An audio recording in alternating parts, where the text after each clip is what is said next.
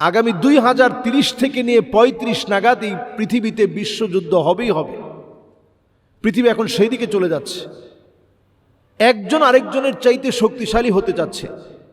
একদিকে রাশিয়া শক্তিশালী হতে যাচ্ছে, একদিকে আমেরিকার বলয় শক্তিশালী হতে যাচ্ছে, একদিকে রাশিয়ার বলয় শক্তিশালী হতে যাচ্ছে, একদিকে উত্তর কোরিয়া শক্তিশালী হতে যাচ্ছে, চীন নিজের শক্তিকে মজবুত করতে যাচ্ছে। এই যে একটা বলয় চলছে, নবী করিম সাল্লাল্লাহু আলাইহি সাল্লাম বলছেন সুম্মা তাকুনু হুদনাতুন বাইনাকুম ওয়া বাইনা বানিল আসফার ফায়াকদিরুন। অচিরেই পৃথিবীর মানুষের সঙ্গে, মুসলমানদের সঙ্গে অমুসলিমদের চুক্তি হবে। এখন তো পৃথিবী সেই দিকে হাঁটতেছে। কে কার সঙ্গে চুক্তি করবে, কোন দেশ কোন দেশের সঙ্গে চুক্তি হবে, এই যে একটা অবস্থা এখন পৃথিবীর মধ্যে বিরাজমান চলছে, একটা অবস্থা, চুক্তির একটা সময় চলছে এই পৃথিবীতে। তো এই চুক্তির সময় তো এখন চলছে, কে কার সঙ্গে বলয় তৈরি করবে। নবীজি সাল্লাল্লাহু আলাইহি সাল্লাম বলে গেছেন 80টা দলে মানুষ বিভক্ত হবে। 80টা দলে মানুষ বিভক্ত হবে। আমি তো দেখতেছি 80-র বেশি হয়ে যাবে। সবাই নিজেদেরকে সুপার পাওয়ার মনে করবে। এই আজকে কেন তারা মুসলিম দেশগুলোকে শেষ করতে চায়? কারণ যেন মুসলিম শক্তিগুলো পারমাণবিক শক্তিতে শক্তিশালী হতে না পারে। তো সবাই যখন এইভাবে পতাকা নিয়ে বের হবে, কে কার চাইতে বড় শক্তিশালী, এইভাবে এই পৃথিবীটা ধ্বংসযজ্ঞের দিকে যাবে। এই পৃথিবীর ভিতরে যদি 900 কোটি পৃথিবীর জনসংখ্যা হয়, 1/3 এতে মারা যাবে, 1/3 এতে শেষ হয়ে যাবে। একজন ভাই জানতে চেয়েছেন যে তীব্র যে সংকট বা তেলের সংকট চলছে, পেট্রোল পাম্পগুলোতে দীর্ঘ লাইন দিয়েও তেল পাওয়া যাচ্ছে না। অনেকেই বলছে যে ঢাকা ছেড়ে দিতে হবে। আসলে বিষয়টা ভাই, ঢাকা ছেড়ে দিলেও যে আপনি ভালো থাকবেন এর নিশ্চয়তা কোথায়? আমরা মনে করি, অনেকে বলি যে ঢাকা ছেড়ে দিতে হবে, সব মানুষ ঢাকা ছেড়ে চলে যাবে, অধিকাংশ মানুষ ঢাকা ছেড়ে চলে যাবে, ঢাকাটা ফাঁকা হয়ে যাবে।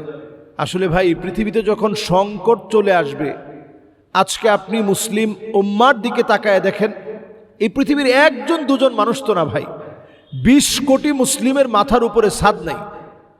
2 কোটি মুসলমান এখনো মার খেয়ে যাচ্ছে।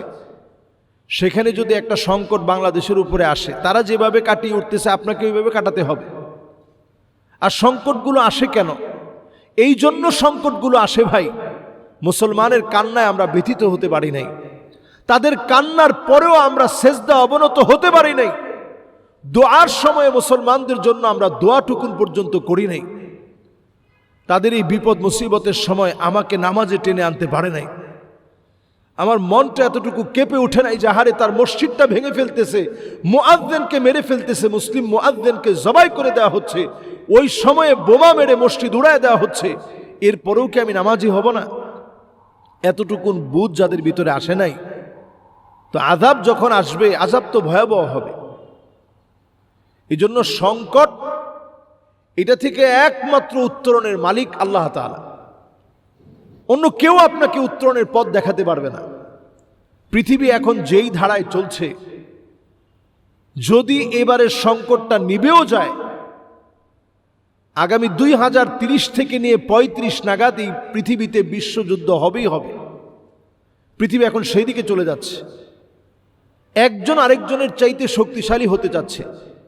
একদিকে রাশিয়া শক্তিশালী হতে যাচ্ছে, একদিকে আমেরিকার বলয় শক্তিশালী হতে যাচ্ছে, একদিকে রাশিয়ার বলয় শক্তিশালী হতে যাচ্ছে, একদিকে উত্তর কোরিয়া শক্তিশালী হতে যাচ্ছে, চীন নিজের শক্তিকে মজবুত করতে যাচ্ছে।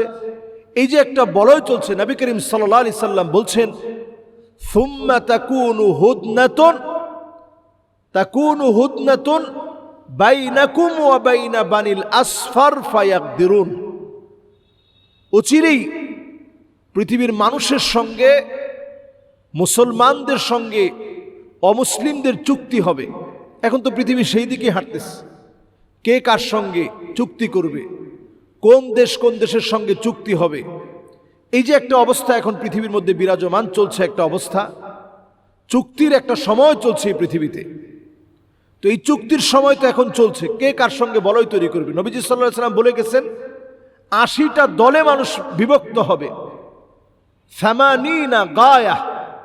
80টা দলে মানুষ বিভক্ত হবে। আমি তো দেখতেছি 80-র বেশি হয়ে যাবে। সবাই নিজেদেরকে সুপার পাওয়ার মনে করবে। আজকে কেন তারা মুসলিম দেশগুলোকে শেষ করতে চায়? কারণ যেন মুসলিম শক্তিগুলো পারমাণবিক শক্তিতে শক্তিশালী হতে না পারে। তো সবাই যখন এইভাবে পতাকা নিয়ে বের হবে, কে কার চাইতে বড় শক্তিশালী, এইভাবে এই পৃথিবীটা ধ্বংসযজ্ঞের দিকে যাবে। এই পৃথিবীর ভিতরে যদি 900 কোটি পৃথিবীর জনসংখ্যা হয়, 1/3 এতে মারা যাবে, 1/3 এতে শেষ হয়ে যাবে। 1/3 এই পৃথিবীর মানুষ এই বিভীষিকার মধ্যে পড়ে যাবে। তো 1/3 তাহলে চিন্তা করেন, এই পৃথিবীর ভিতরে যদি 900 কোটি মানুষ হয়, 1/3 চলে গেলে আপনার আমার অবস্থা কি হবে? এই পৃথিবীর অধিকাংশ মানুষের অবস্থা কি হবে? এই পৃথিবীর জনসংখ্যার কি হবে? সুতরাং নিজের ঈমান নিয়ে বাঁচাটাই হচ্ছে এই সময়ের সবচেয়ে বড় চ্যালেঞ্জ। নবীজি সাল্লাল্লাহু আলাইহি ওয়াসাল্লাম বলছেন, আখিরি জামানায় এক একজন মানুষের দাম, ঈমানদারের দাম এত হবে, 50। সাহাবায়ে কেরাম বলছেন, ইয়া রাসূলুল্লাহ, 50 মিনহুম, তাদের 50 জনের সমান? নবীজি বলছেন, না, 50 মিনকুম, তোমাদের 50 জনের যে দাম, যে মূল্য, আল্লাহ পাক সমপরিমাণ সওয়াব আখিরি জামানার উম্মত যারা ঈমান নিয়ে থাকবে তাদেরকে আল্লাহ তাআলা এই মূল্য দান করবে। সুবহানাল্লাহ। দাজ্জাল আসার আগেই যদি পৃথিবীর অবস্থা এমন হয় যেখানে খাবার শুকিয়ে যাবে, যেখানে খাদ্য শস্যগুলো সব ধ্বংস হয়ে যাবে, সব ক্ষমতা থাকবে তার হাতে, তাহলে চিন্তা করেন সে অবস্থায় আমাদের অবস্থা কি হবে। এই আজকে তেল সংকটের সময় আমাদের দেশে দেখা যায় ড্রাম ভর্তি করে করে তেল এখন মজুত করে রাখতেছে, যে কোনো একটা সময় আমি ধনী হয়ে যাব। আহারে পৃথিবীর মানুষ, আপনি ধনী হবেন তো পরের কথা, যেইভাবে একটা সময়ে মানুষ গরুর গাড়িতে চলতো, গরুর গাড়ি দিয়ে হাট বাজারে যেত, গরুর গাড়ি দিয়ে এক বাজার থেকে আরেক বাজারের মধ্যে বাজার নিয়ে আসতো, শুধু যদি তেল এই পৃথিবী থেকে হারিয়ে যায়, আজকের অ্যালগরিদম মুখ থুবড়ে পড়বে, ওয়াইফাইগুলো সব বন্ধ হয়ে যাবে, সমস্ত প্রযুক্তি বন্ধ হয়ে যাবে, মাথার উপরের ফ্যান শক্তি বন্ধ হয়ে যাবে, আবার কয়লার যুগ আসবে, কয়লার যুগ আসবে। ট্রেন চলতে হলে কয়লা দিয়ে চলতে হবে। এক সময় আমরা ইস্ত্রি করতাম কয়লা দিয়ে, ওই ইস্ত্রি আমরা দেখছি, কয়লাটা দিয়ে এরপর ইস্তারি করা হতো। ওই যুগ চলে আসবে ভাই, একটু চিন্তা করেন, কয়লার যুগ আসতে হবে। তেল চলে গেলে এই পৃথিবী শূন্য হয়ে যাবে। তো হরমুজ প্রণালী দিয়ে এই পৃথিবীর 5 ভাগের 1 ভাগ তেল হরমুজ প্রণালী দিয়ে, 1/5 তেল হরমুজ প্রণালী দিয়ে আসছে, আর 4 ভাগ তো অন্যান্য জায়গা দিয়ে আসতেছে। এই জন্য এই সংকট একেবারে পৃথিবীর আলো নিভিয়ে দিবে আমি তা বলছি না, তবে হ্যাঁ, যদি এই যুদ্ধ তৃতীয় বিশ্বযুদ্ধের দিকে রূপ নেয়, ক্রমশ একটু একটু একটু একটু করে পৃথিবী তার গ্ল্যামার হারিয়ে ফেলবে। সুতরাং আমাদের এই সময়ে সবচেয়ে বড় করণীয় হচ্ছে দুর্নীতিবাজ প্রবণতা আমাদের মন থেকে ছেড়ে দেয়া। আমাদের দেশে দেখা যায় সংকট লাগলে তেলের দাম বেড়ে যায়, সংকট লাগলেই মজুদদারি চিন্তা বেড়ে যায়, যে একটু নিজে আটকায় রাখি, নিজে বেশি নেই। যে লোকটা আগে মাসে হয়তো 1000 টাকার তেল নিত শুধুমাত্র গাড়িটাকে স্টার্ট করার জন্য, আর গাড়িটা চলতে এলপিজি দিয়ে, উনিও এখন ফুল ট্যাঙ্কি তেল নিয়ে পারলে ওনার এখান থেকে ট্যাঙ্কি থেকে হুন্ডায় তেল দিয়ে বিক্রি করে নিজে লাভবান হওয়ার চিন্তা করে। এই চিন্তাটা আমাদের বাদ দিতে হবে, তাহলেই আমাদের এই সংকটের সময়টা আমরা খুব সুন্দরভাবে এটাকে কাটিয়ে উঠে একটা সুন্দর দেশ আবার আমরা দেখব। সুতরাং এই পৃথিবীর এই পৃথিবীটা সুন্দর থাকুক, এটা আমরা কামনা করি। যুদ্ধ বিগ্রহ কখনো সমাধান হতে পারে না। আল্লাহর কাছে মুসলিম উম্মার মুক্তি কামনা করি।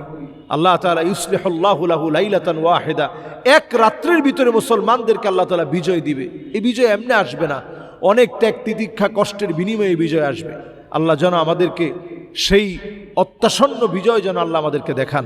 আসসালামু আলাইকুম ওয়া রাহমাতুল্লাহি ওয়া বারাকাতুহু।